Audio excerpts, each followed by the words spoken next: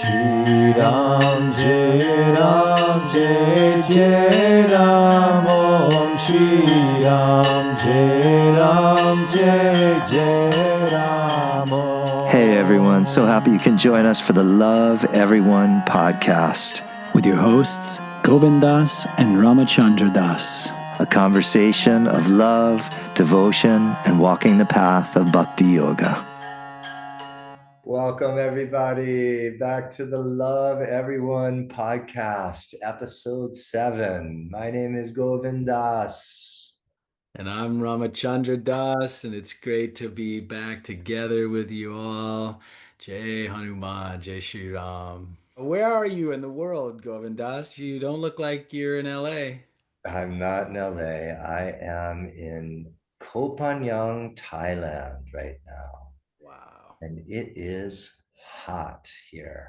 It's like 90 degrees at, what is it? It's 11:15 at night, and my shirt is soaking wet because I'm dripping in sweat.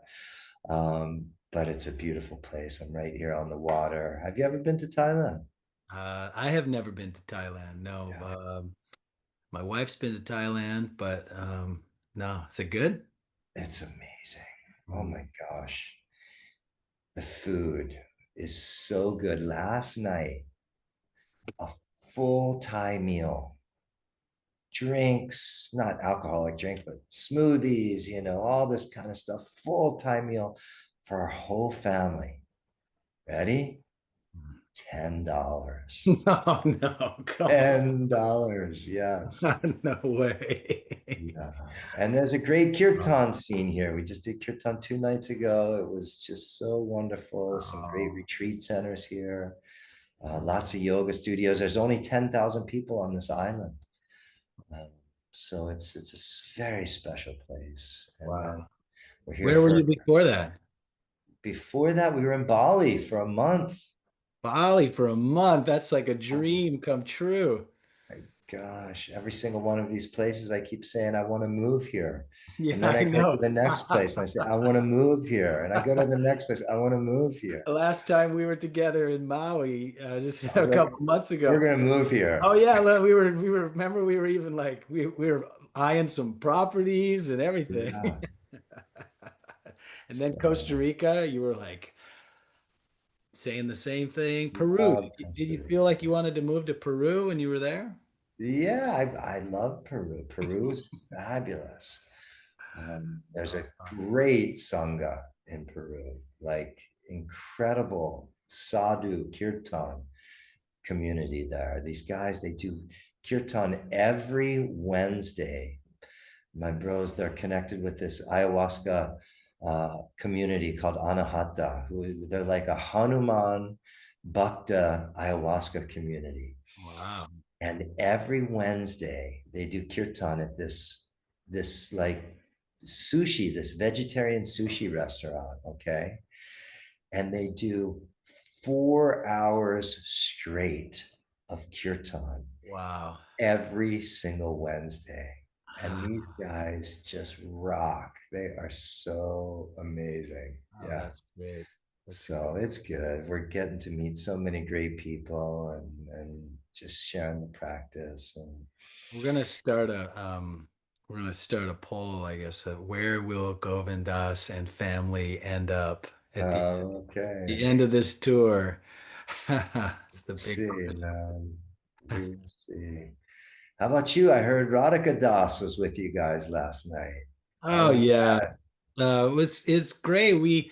Radhika Das from London is here in Seattle recording an album, or he's recording 5 songs, and so he called us up and asked us to put together a little bhakti choir.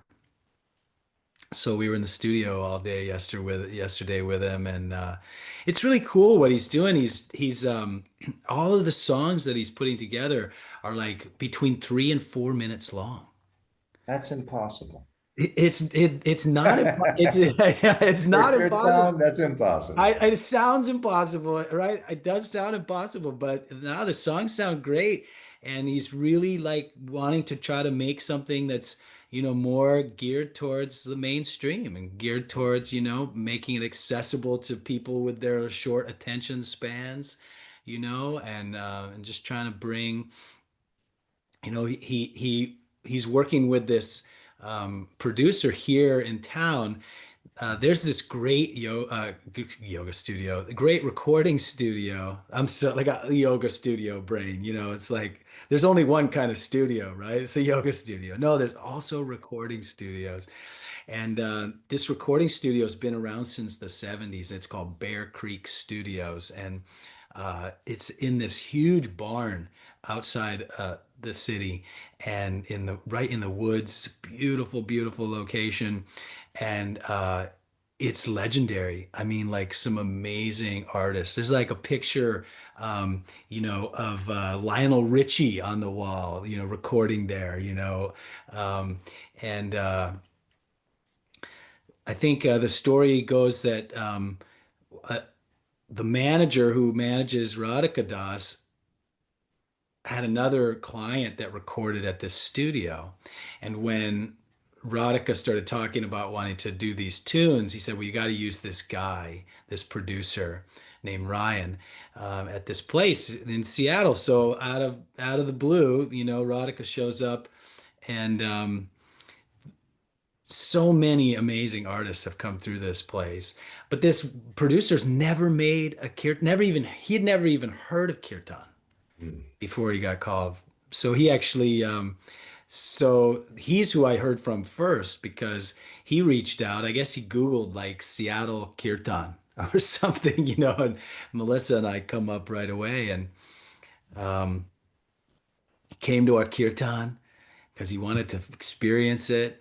And we had a couple of phone conversations and he was asking me all these questions about Kirtan. And I was filling him in as much as possible. He's like, "Hey, you know where I can get a harmonium?" So we hooked him up with a harmonium. Then he was like, "Hey, do you know where can you put a choir together for us?" I said, "Yeah, we can do that." Do you know you could have a murdanga? They're looking for a murdanga. I can't. He didn't even call it a murdanga. He called it something like a murdanga or something like that. Because he didn't even know what it was. But Radhika had asked him, can you source one of these? So anyway, so he, got a bunch of gear for him and got a choir together for him and went out there. But yeah, these songs, in fact, my favorite one is this 3 minute long Radha Govinda song. I mean, it's amazing. But you know what Let me ask you, yeah, go do ahead. you, do you think that kirtan really could be mainstream? Wouldn't it be great? I It don't know. would be great, but I don't know. I mean, I don't know if the Jews and the Christians in the world would really go for that, to be honest with Well, let's get them to drink the Kool-Aid, I mean, you. it's I like think people are just too into their religious beliefs that they feel like, and I've heard so many people do this, that they feel like if they chant the names of other gods and let alone listen to it and let alone feel good by it, yeah. Yeah. that they're cheating on their God. I Well, was just teaching kirtan at a meditation a meditation teacher training in Bali last week. And before we started the very first chant, a girl raised her hand and she said, I don't think I can do this. I'm Christian. So I don't know. I just don't. I don't know either. I think that's a very good question. But to me, it's a noble effort, It's a great effort. you know. Yes. And what I was going to say is what I love about Radhika's approach too is that he comes from, a very Gora Vaishnav kind of background, lots of Mhm. Maha Mantra, but there's a Sita Ram on there, there's a Om Namah Shivaya on there, out of this collection of 5 songs. And He so makes it accessible. He makes it does. accessible, But I think that's because he grew up as well too in an Indian family that wasn't just Gaudiya Vaishnav, that his parents, I believe included all of it. Yeah. Hanuman, Sitaram, Shiva. I mean, I don't know. To me though, like, we talk about this all the time, I mean, it's the dharma of the Kali Yuga. It's said to be chanting these names, right? So, I mean, if we have any chance, if we have any chance, if humanity has any chance to make it, we've got to start. We've got to start getting together on this, And I mean, maybe not mainstream, like Welcome to Kiss 101. This is the top 5 at 5. And coming in number 1, been on the charts for 2,500 years, the Mahadeva Shah. Mahamantra. So maybe not like that, right? But maybe mainstream in the sense that, like, I mean, you could even see. I mean, I feel like it's really expanding, the way that uh, you know, Krishna Das, even just like the halls he's playing seem to be getting bigger and bigger and bigger. And and our friends like Radhika Das and Johnny Harrison, and they're just exploding. yeah, yeah. So Yeah. anyway, but we'll see, right? But it's exciting, and yeah, it's been It's just a all in the great. hands of something so much bigger, right? We don't even have to worry about it. That's the beauty, and Yeah. that's we were talking a lot about this, yesterday with Radhika, is this, we're just serving, we're just here to serve, and we don't have the answers, but following the breadcrumbs that Krishna is laying out for us, or that Hanuman is laying out for us, or Neem Karoli Baba, or however you want to describe it, but um, of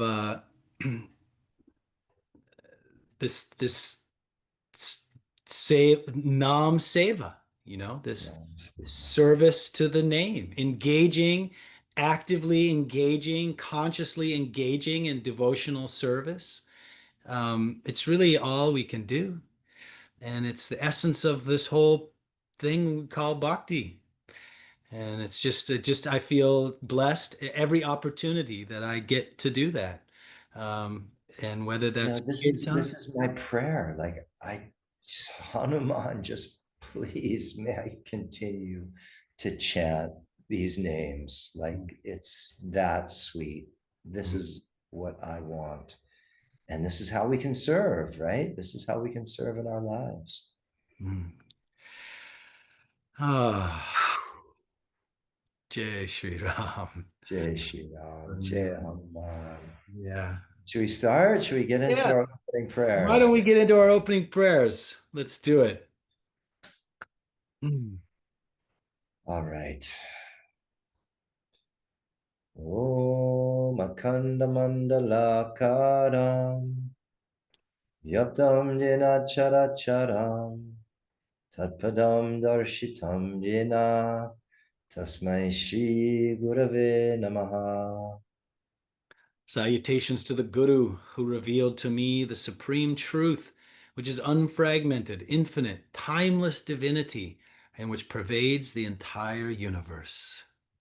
Jnana Timirandasya Jnananjana Shalakaya Chakshurun Militam Yena Tasmai Sri Gurave Namaha. Salutations to the Guru who opened my eyes, which had been blinded by the darkness of ignorance, by applying the divine ointment of self-knowledge. Guru Brahma Guru Vishnu Guru Devo Maheshwara Guru Sakshat Param Brahma Tasmai Sri Gurave Namaha. Guru is the creator, sustainer, and the destroyer. Guru is directly the supreme spirit, both manifest reality and the absolute. My reverential salutations to the glorious Guru who resides in the hearts of all beings as the true self. Hari Om Bolo Shri Sadgurudev Bhagwan ki. Jay. Shri Baba Neem Karoli Santa Maharaj ki. Jay. Shri Sankatamochan Hanuman ki. Jay. Jai Jai Siya Ram, Jai Jai Hanuman ki. Jay. All right. So Ah, let's look at another line from the Hanuman Chalisa. What do you say? yeah, but you know what? I'm just feeling so good that we're back doing this again, man. I I'm know. so happy right now. I know. Just sharing Sangha in this form. It feels like it's like using technology in the most optimal way that we possibly can. Uh, Jay Shri Zoom It's the Zoom temple. is the Zoom temple. It's yeah, we're pretty lucky to have this, especially given what we went through in 2020 and beyond, and God willing, that isn't going to happen again. But if it does, I guess at least we got the Zoom temple. That's it. So everybody, we are on Chopai number 4, and this is a really interesting Chopai right here. Mm, Um, I would say one of the most unique Chopais in the whole Hanuman Chalisa. Here's the English: golden hued and splendidly adorned, with heavy earrings and curly mm. locks. One more time. Golden hued and splendidly adorned, with heavy earrings and curly locks. Kanchana Bharana Biraja Subesa, Kanana Kundala Kunchita Kesa. One more time. Kanchana Bharana Biraja Subesa, Kanana Kundala Kunchita Kesa. With heavy earrings and curly locks. Wait, that's not it. Let me go over it one more time. Golden hued and splendid. Golden hued and splendidly adorned. That's it. With heavy earrings and curly locks. Oh. That curly locks part just gets You me. like that, huh? I love it's just so cute, The curly right? locks. He is so cute. I mean, I think that's you know, this is one of those chopais that, every time we come to, in our study, um, I have to dig a little deeper, and it's one of the reasons why it's an appealing line, because it's not so obvious. We talk about how each and every line in this Chalisa is a Maha mantra, which means a great mantra. Neem Karoli Baba said that, a lot of other of the longer mantras, you have to speak them all together um, to get the full effect. But he said that each and every line stands on its own. You can just use it as a Maha mantra on its own. And this one, like, so then we talk about this all the time in the sadhana, but that means that each line kind of comes with like a prescription. Each chopai comes with some kind of lesson or some kind of deeper meaning or some kind of teaching or something that makes it a Maha mantra.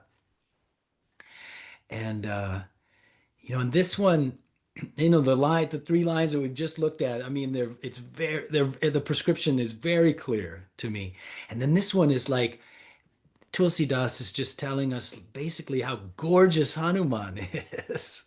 On a surface level, we have to dig a little deeper, I think, um, but that uh, but that Hanuman is just so beautiful, and I think that's a that's a big element, I think, to staying engaged in the bhakti and devotion, is being attracted to our object of devotion, or our Ishta Devata, our chosen deity, to being attracted to that. Even Krishna, the word Krishna means all attractive.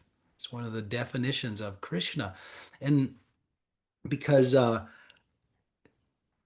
so much of it is like it's tapping into our emotions, right? And our heart and our desires and everything like that. And let's face it, we desire to be around attractive things, attractive people. And I don't mean just like physically beautiful, but whether people can be attractive in a myriad of different ways. It doesn't just have to be like supermodel hot. Somebody can just be so open and loving that they're attractive. um, but Hanuman, he's open and loving and attractive in that way, but guess what? He is also beautiful.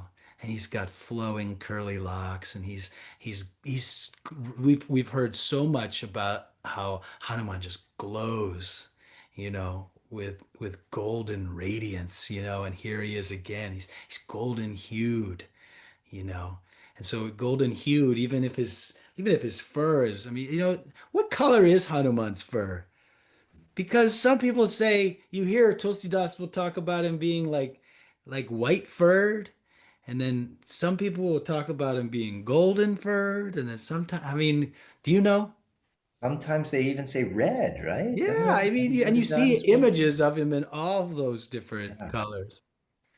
Yeah. I do. I know. No, I don't know. The only Have thing I know is I don't know. Yeah, the only thing I know is that I don't know. Have you ever had uh physical Hanuman Darshan?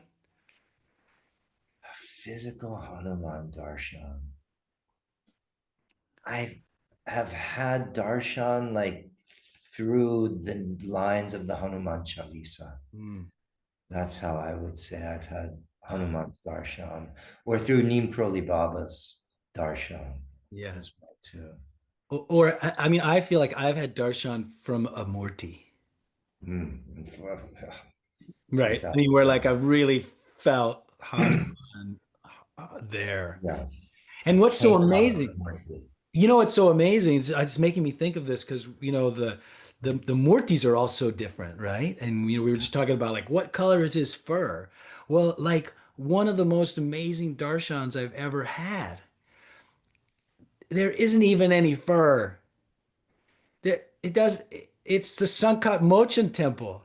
Mm, It doesn't look a thing like Hanuman, but there's something there's something about it. mm, What is that? How mm, how can how can you have darshan of Hanuman through like a abstract art piece with two offset eyes and some mm, strange orange blobs? mm.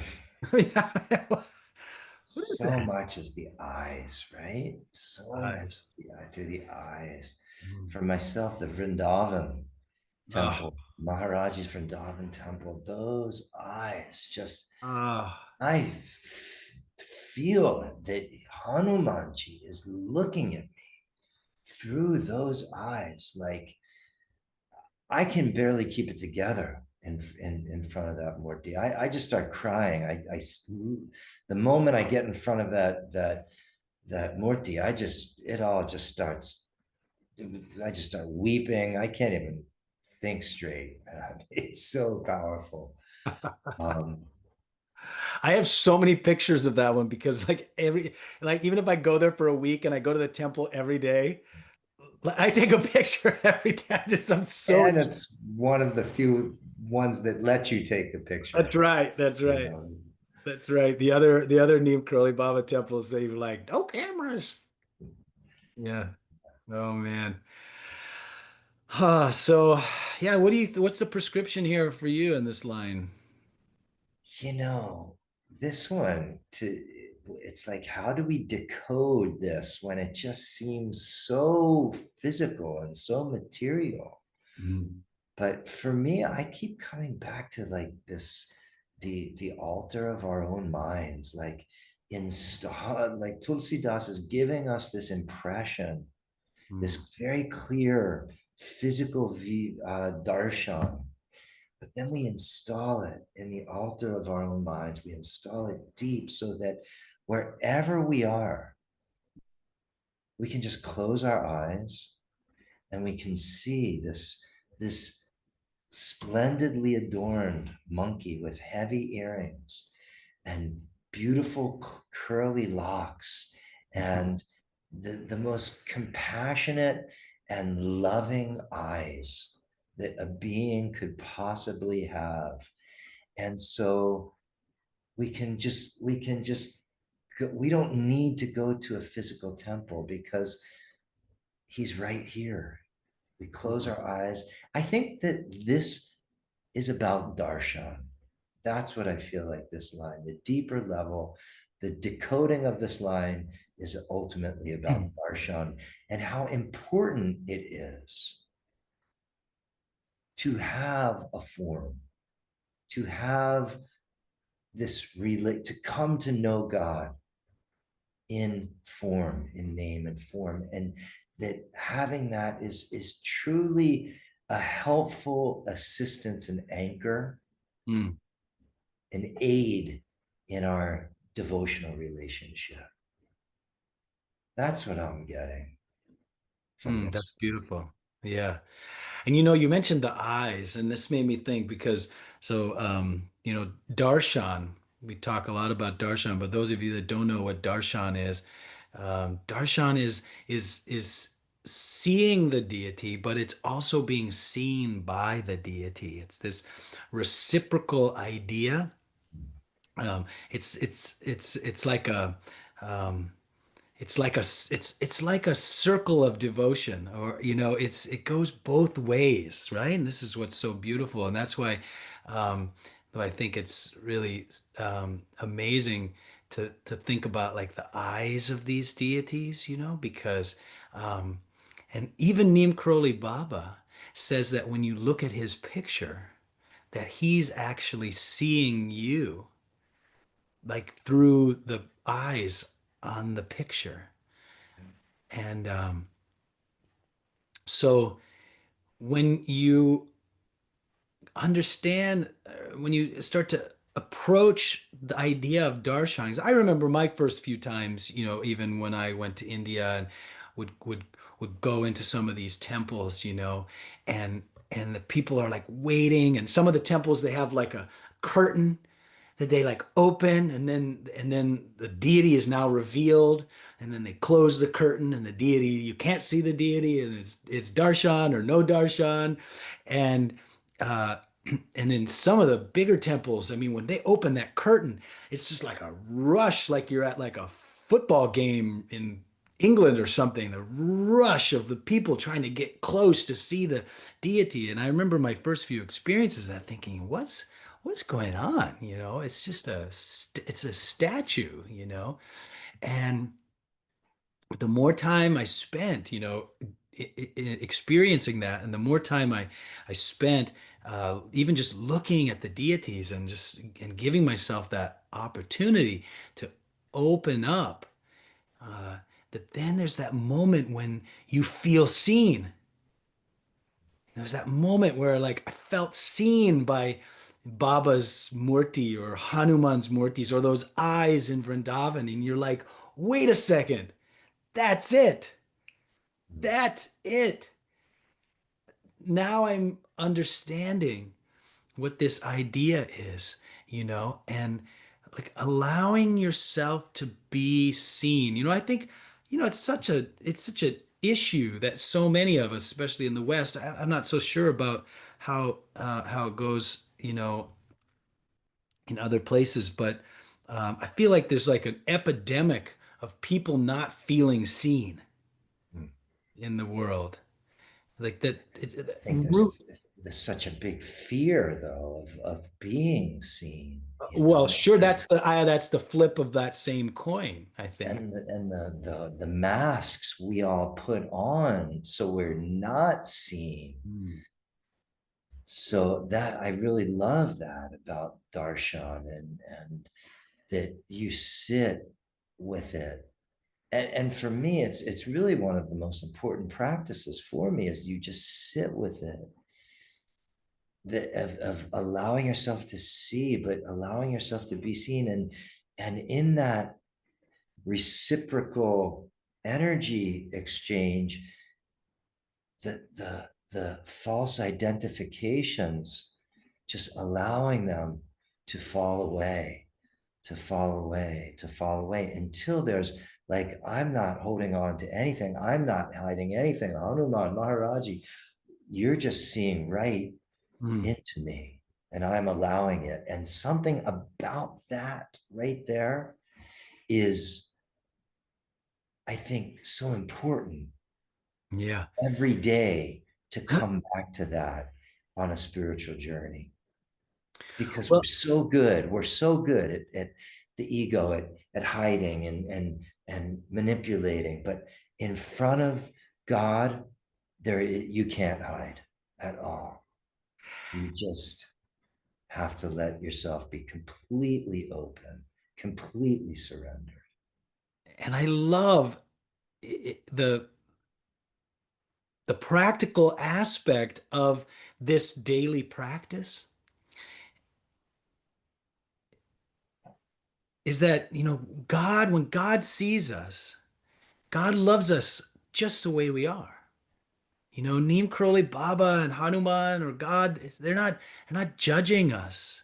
And when we get to have more and more and more experiences of being seen and not being judged, because you just mentioned one of our big fears too is of being seen, right? So we sit around and complain about like no one ever sees me. And then at the same time we're like, oh, but I don't really want them to see me because if they see me, they're not going to love me.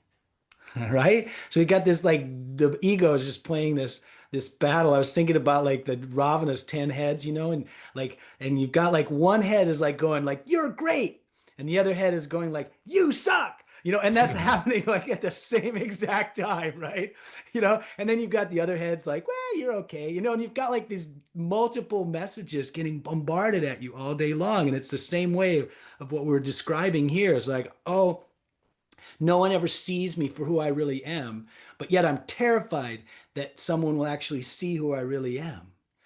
And when we spend time in Darshan and we open up to like letting Baba or letting Hanuman or God really see us, and we experience that feeling of not being judged, and we rest in that, and we do that every day. It's like a muscle. It's like Mm, it's training a muscle. And then maybe then we can start to have the courage in our actual lives outside of our spiritual practice and allow other people to see us mm, and and to recognize and to see other people too. And that's the other thing, to see other people. Because we're so caught in our minds that we think, oh, I'm the only one with the problems, or I'm the only one going through it. Ram Dass says something about it, I can't remember, but it's basically like you have to remember that everybody that you meet is going through something, and it's not what you're going through. And approaching it in that way. So I think this is all something that's available from this practice, this very simple practice of darshan.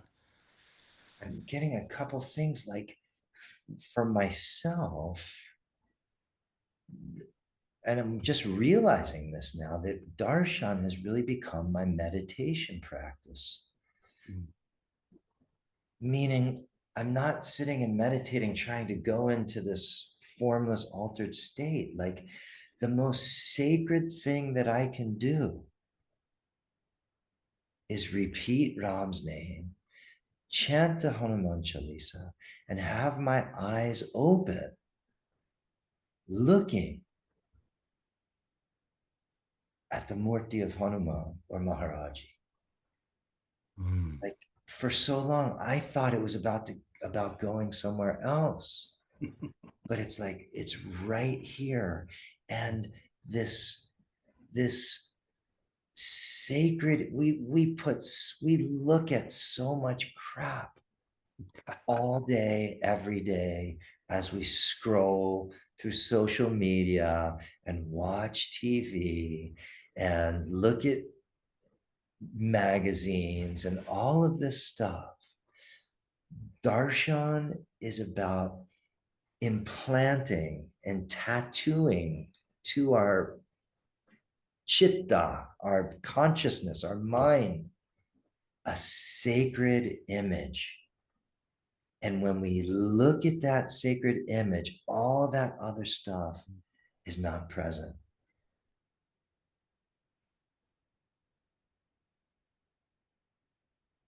Anyways. Anyways, you can't say anyways. Anyways. You can't say anyways after all that. Anyway. I'm trying to eliminate that anyways thing. I do that all the time. And You it's say like that? I say that all the time, but it's like I'll say something like really heartfelt or meaningful Yeah. or something I really care about, or maybe, uh, and and then I'll say anyways. It's like Right. To we just discount it a little bit. yeah, whatever. I mean, but yeah, whatever. It's like it's crazy because it's like on some levels, I think there's a part of us that maybe thinks that like we're being humble by saying anyways, but we're really almost discounting what our what we're. I'm not criticizing you for saying it. Anyways. I just you said this amazing thing, and then you're like, anyways. I was like, what? What do you mean, anyways? Anyways, it wasn't that great. Anyways. It was anyway. I mean, whatever. I mean, you can take it or leave it. Oh I man. don't know. It's so funny. And I think, because I think that's actually part of like being afraid of being seen, Mm. is we get to that moment where we feel really vulnerable, right? Because we've said something that's really from our heart. And then we look out and everyone's just staring at us. And our mind starts to make up stories like, oh, they're staring at us because they didn't like what we said, or they don't understand what we said, or whatever. And so we say, anyways, or we say something, we discount it, right? But they're a lot of Anyway. times they're actually staring at us because they're like, I mean, like they But actually, you're like from inside of your own mind, you're like, oh my God, everybody's staring at me. everybody's staring at me. They think I'm an idiot. Anyways, you know, Anyway, let's anyway. change this. Um, so like because we're just so not used to being comfortable in that place where we're vulnerable, that place of silence after we've said something. And that's why like when you see like a really great spiritual teacher, do you know? Like somebody who's really like deeply steeped, no Mm, questions asked, no apologies. They just say stuff. And yeah, they're not scared of the silence they're afterwards. not. I'm thinking of Ram Dass and Radhanath Swami very much. Just Like, they just say it and it's boom, They're not scared of the silence. They're not worried about what you think or whatever. They're and it's and that comes from somebody who's just that okay with themselves. Do you know? and how do you get that okay with yourself? That's the question. Yeah. I think that comes through devotion and your connection to God is the only way. Yeah, well, I agree, and I think it loops right back to this idea of this darshan of being like experiencing that love of God, that unconditional love of God. The Mm. more that we experience that, the more we aren't going to rely on other people in terms of that approval that we're looking for, or we won't even really feel so vulnerable ever. Because when you really know how much God loves you, there's no fear. There's nothing And to be. that's what Ram Dass said. He said Maharaji knew everything about me, all of my sexual stuff, everything about me, and he still loved me unconditionally. Mm. Anyways.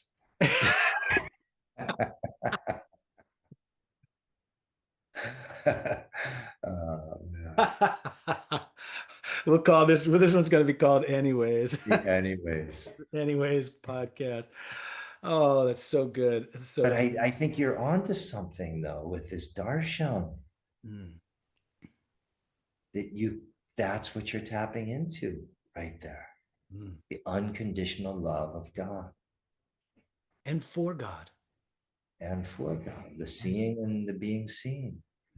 and then when we extrapolate that, I said that we can then maybe go out into the world and be seen, but also remember that Ramdas also said that everyone is just God in drag. Mm, So when we cultivate that unconditional love for God, and then we begin to understand that everyone we meet is simply God in drag, mm. that then we can then emanate, we can have darshan. I mean, imagine, I mean, I think the enlightened being, the real enlightened being has darshan everywhere they go. There's no moment that there isn't darshan because, oh, there's a squirrel. Oh, I'm having darshan. Oh, there's a flower. I'm having darshan. Oh, As there's, I'm remembering this great quote from Swami Ramdas, because I've been getting eaten alive by mosquitoes yeah. in Bali and here, like eaten alive. It's just, I'm scratching right now from mosquito bites. But he would say that the mosquitoes, he would love the mosquitoes because they would keep him up at night and he would only think about Ram. It was just another opportunity. In the middle of the night, the mosquitoes would be eating him and he would just turn that to thinking about Ah. Well, I am not that enlightened. Ram. Yeah. It's a great quote. Yeah. I mean, but I mean, it's, it's a great place to, I mean, and that's what I said. The truly enlightened being, I didn't mean myself. Oh, I It's, thought you were saying that you were enlightened. oh yeah, I have darshan everywhere I go. I have a, actually, Baba was just, he's laughing. He just popped over. You just knocked him over. Baba on Oh, your table. He was like, I can't even listen to this. These guys think they're enlightened. No, no, no, no, no, no, no. No, I don't have darshan everywhere I go. But I wish I did, and I think that's the opportunity. And I think that's like ultimately like the place that we're hoping we can move towards. mm, And that's this, I love this. I love this. I feel like this whole line is really like opening up in a huge way yeah. Yeah. just through this discussion because well, it seems like this simple like, oh, Hanuman's gorgeous. It's like, Mm, why is Tulsidas just telling us about how his curly locks? Um, but when we start to think about it from this idea of Tulsidas is wanting us to have darshan, you know, and then we start to really think about what that really means. That if unfortunately. we can experience that more often, that feeling of being seen and of seeing. And when we talk about it's like when we really talk about on a spiritual level, that means the truth, right? It doesn't Mm, mean just like seeing the color red or just like just seeing something materialistic. It means like seeing the truth and having the truth be seen in you. mm, And the more we experience it, and that's the beautiful thing about satsang, and that the beautiful thing about these kinds of conversations, is because, you know, I'm working actively and consciously to see and hear the truth in what you're saying. mm. And I know that you're doing that same thing when I'm speaking. And this, this is something that is hard to find in the world, where somebody's really listening to you. Mm. I mean, or where I'm really listening. I mean, I'm still as much as I work on at listening, I'm still half the time I'm thinking about the next thing I'm going to say. And, and I'm even telling myself, come on, Rob, be present. Stop thinking about the next thing you're going to say. Just shut up and listen. And it's a practice. It's the practice. Should we go into our LSD hit of the day? Our hit of the day, yeah, actually, our What hit do of you the day. think? I Are we think so. ready I mean, for it? our hit of I the think day, it's our hit of the day is perfectly aligned with this chopai. Actually, our conversation. It's gonna lead us. We may have actually even covered a lot of this, but here it goes. should we tell people maybe it's their first time listening what that Oh, means, the LSD hit of the day? oh yeah. Before you think we're all Govind and I are going to drop acid on the podcast, yeah. Go ahead, tell them. Well, this is called the OG LSD. This is the original LSD, and it's love, service, and devotion. And the hit of the day is a quote from a great teacher or master about these practices and these teachings and the wisdom of the great ones. So we say, let's take lots of hits of LSD every single day. And we've made it a central part of this podcast. This is the kind of LSD you cannot overdose on.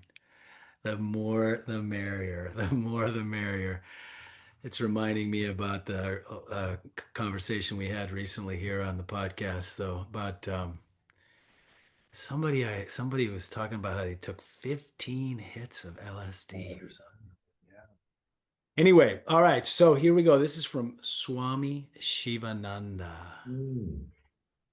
Just like water takes the shape of the vessel it's poured into, divine love flows best when it's given a form. Mm. Here, let me One read more that. time. Yeah, One let more. me one more time. Just like water. One last time. All right, one last time. All right, yeah, all right. Just like water takes the shape of the vessel that it's poured into, divine love flows best when given a form. Mm. Hmm. Wow. Well, geez, man. I mean, this is everything that we're talking about, Yeah. I believe. My spiritual practice has changed so much since this having this form of Hanuman and Ram and all of the gods and goddesses that I can anchor and direct my love towards and have this relationship, this personal relationship with. Mhm. I mean, I get that God is infinite. I get that. And I love that. And God is in everything, everywhere, at every moment.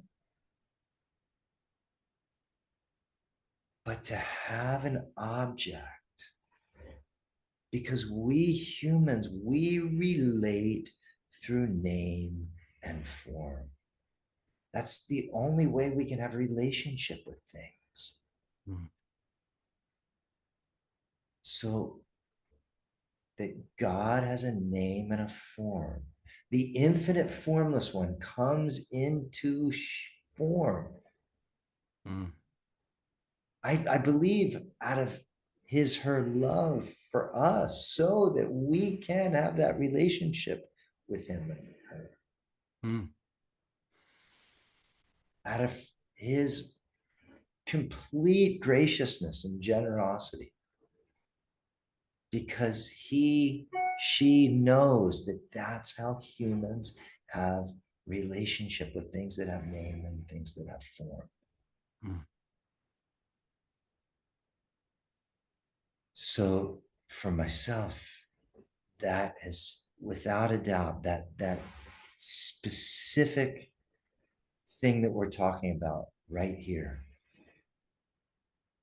has been a huge part of my own feeling like I'm developing my devotional practice and my spiritual life.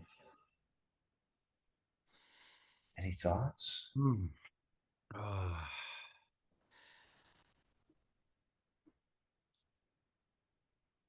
I may have mentioned this here before, but I've mentioned it many times. I just don't think I would even be remotely this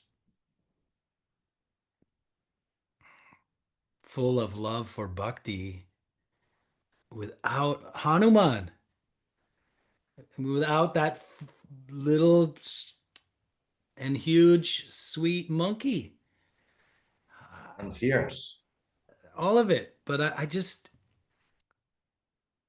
for me, most of the time though, when I'm feeling like loving towards Hanuman, he is a sweet little monkey, a cute, sweet, mischievous monkey who just has joy and love and in his heart and just wants to serve Ram. And I know Hanuman's fierce, and I know Hanuman's protecting me, and I know Hanuman is can be huge and strong and kill demons and all that kind of stuff, but when I really when I really find myself falling deep into that prema, into that love, um, he's just sweet and friendly. But still, like that like even the form of being a monkey, even just the fact that it's an animal as opposed to like most of the deities or many of the deities, they basically look like human beings, right? The image of Saraswati is like a woman on a lotus, and the image of um, Shiva even. And listen, I love all of these deities, but but there's something about Hanuman and the fact that he's a monkey and there's a purity to animals, maybe. I don't have to, I don't get caught up. I'm not they don't have the same kind of like egoic tendencies as humans do, or at least not in the same way. I mean, I sure know that my dog definitely thinks it's all about him. So so on some levels he has an egoic tendencies, you could say that he's selfish as all get out, right? But yet at the same time, like he has no desire to bring anybody down, or he has no desire to win. He just wants what he wants, and it's very pure.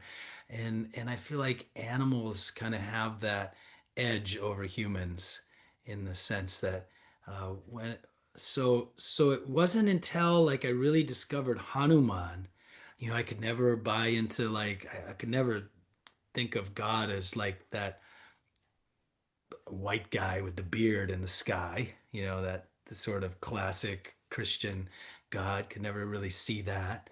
And just even Buddha, as amazing as Buddha is, Buddha's still a human being. So I got all my stories about human beings and not trusting them and all that kind of garbage, But Hanuman, just so pure and sweet. And so in just to kind of reflect, just to bring it back to this quote, like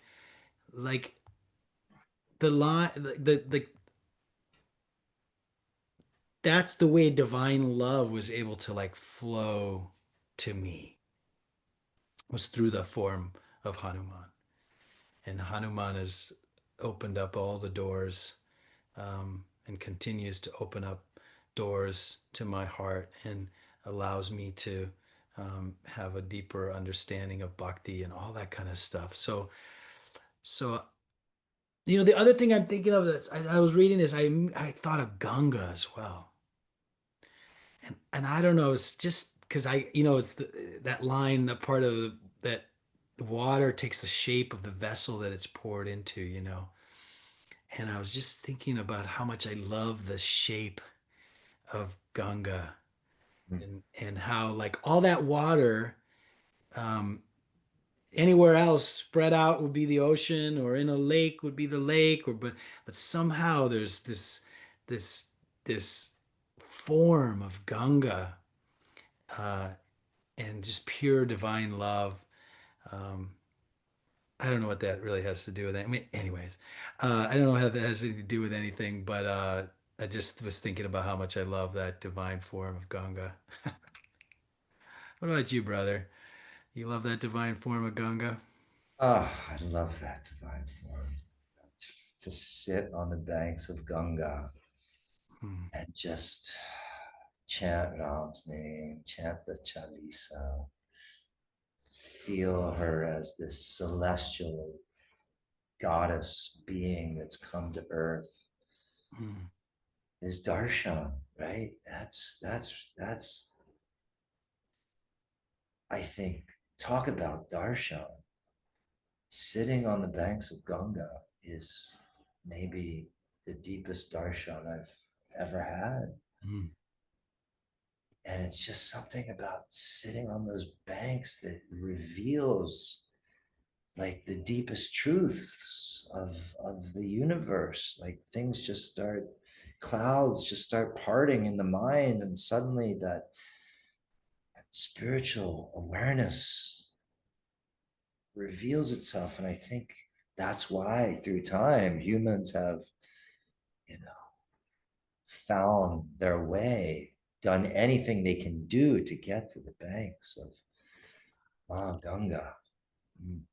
Have you noticed this though? I've noticed the more that I sit on the banks of Ganga, and this is a bit like back to take it back to the beginning of our conversation about the altar in the mind. The more I sit on the banks of Ganga and experience that, the more I experience Ganga at every river I go to. Mm. That's what Maharaji said. Maharaji said every something to the degree that every bit of water in this world is Ganga. Yeah. Yeah. Yeah. And so, uh, to the point that now when I drive over a river anywhere, Yeah. I try to say Hara Hara Gange, Uh-huh. do you know? Because it reminds me, and it reminds me that, that I don't have to go all the way to India to have darshan of Ganga. But it's like that repetition, right? It's like it's the more, and we were talking about this with like the more we have darshan and feel ourselves being seen by God, then maybe the more we can have people see us in our lives, in our daily lives. And the more that I have darshan of Ganga, the more then I feel like I can take that with me everywhere and experience that with every river, with every body of water, you know? And so, oh,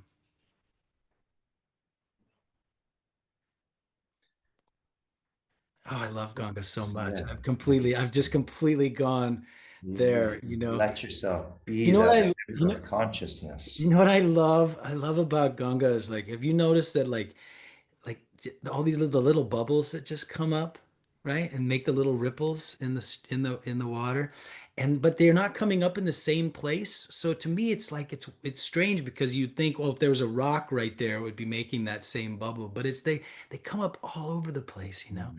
And so I had this moment once where I thought those little bubbles actually um, are the answers to the prayers that have been given Mm. on the banks of Ganga, because Ganga has been prayed on like probably more than any body of water in the world. I mean, we're talking probably billions of prayers have been offered into Ganga, and that those bubbles are, it's like the answer to the prayers are bubbling up, and maybe from 1,000 years ago, who knows, but the bubble, and it's bubbling up.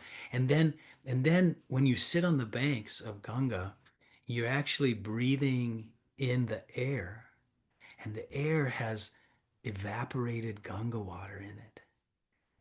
And that evaporated Ganga water contains those prayers. And so with each and every breath,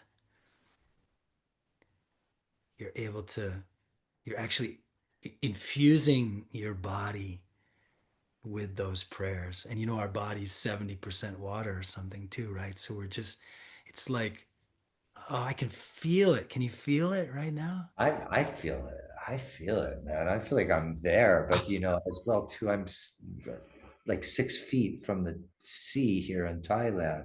The waves are lapping up against the shoreline, right, literally right here. And you're saying this, and ah, I'm like getting lost in Bob as you're speaking this, and like seeing the bubbles and breathing the air. This is like, yes, yes, more, more. Ah. I'm thinking like how I'm just looking behind you and seeing this image of Hanumanji, and just talking about Darshan as well too, that every murti has its own message, Mm. by the shape. And this particular murti of Hanuman right behind you, and with him in that sort of kneeling position in servitude of Sri Ram, but at the same time with that abhaya mudra in his right hand, he's telling us like there's nothing to be afraid of. I got you. Got it. Just turn it all over to me, and there's nothing to worry about. And in darshan, to have those kinds of signals that are being reflected back to us, divine messages that we get. I think sometimes like there's this word confidence, but confidence feels very fragile, that it could shatter in a moment if like somebody says something to us that we don't like hearing. Mm. But these divine messages are so much deeper. Mm. They give us faith, and we find refuge, and we find deep trust. Like I see that Hanuman saying, there's nothing to worry about, have no fear. And I get that message at the very, very core. Something happens in my heart. It's alchemy when I see that image, that sacred impression, and it lands in my mind. Something rearranges in me, and just like a little bit more faith I feel in my heart. Is it perfect faith? No. But I just a little bit more. I'm saying, yes, yes, yes. I just affirm it, that there really is nothing to worry about, because we are wrapped in his blanket, that he's got us. And so we can walk forward with that courage, and to know that we're always protected. Mm. For those you protect, No fear. no fear. Line 22. Ah,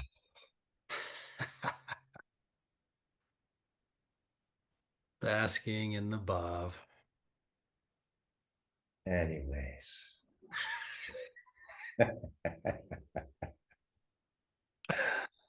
Shall we close I out? It's think that's a perfect way. 12:18 here anyways, in the anyways, morning. whatever, or whatever is another Whatever. whatever, Whatever, right? whatever, Whatever. whatever. Anyways, shall we do some We should do some closing prayers. Yeah. final prayers? Don't whatever yourself, everybody. No, we don't Don't need to. anyway yourself. We Take, don't. yeah, Only but if it's a joke. yeah, only, yeah, use it as a joke. But even a good joke, you don't want to throw the anyways in there because you want to just let that joke Lamb. land and just let it happen. If you throw in the anyways, even then it's like, oh, well, anyways, if, Anyways. anyways.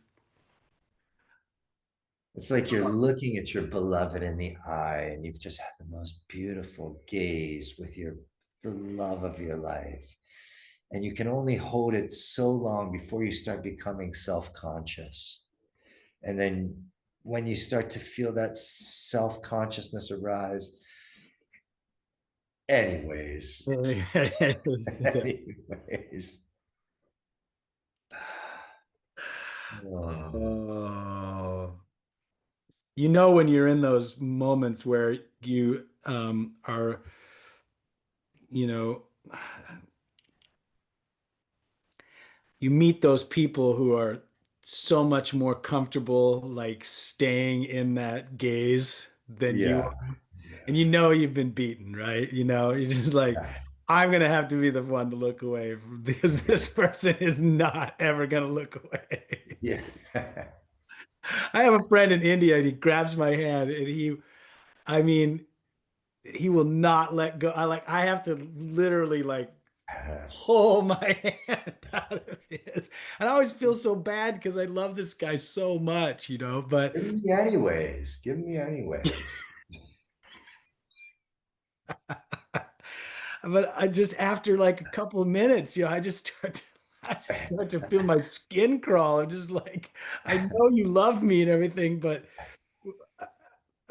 I gotta get my hand back.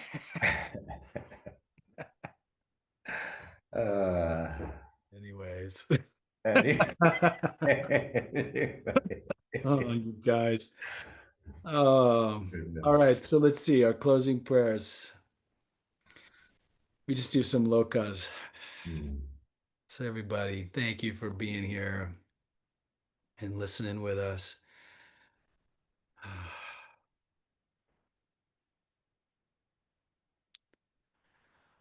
Loka samasta sukino bhavantu. Loka samasta sukino bhavantu. Loka samasta sukino bhavantu. May all beings, including ourselves, be happy, be well, and be free from suffering. May all of our thoughts, may all of our words, and may all of our actions in some way contribute to that happiness, that well being, and that freedom from suffering for all, including ourselves, including ourselves, including ourselves. Love everyone, serve everyone, feed everyone, and remember God. Jai Siya Ram, Jai Jai Hanuman ki. Jay.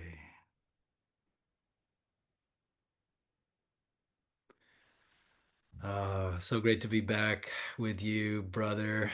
Look forward to the next one. Thank you, Yeah, everybody. brother. Enjoy, everybody. Thank you so much for listening. Just have a great day wherever you are. Lots of love. Have darshan with Hanuman or whoever your Ishta Devata is, your most beloved deity. Allow yourself to see and be seen. Jai Shri Ram. Jai Hanuman.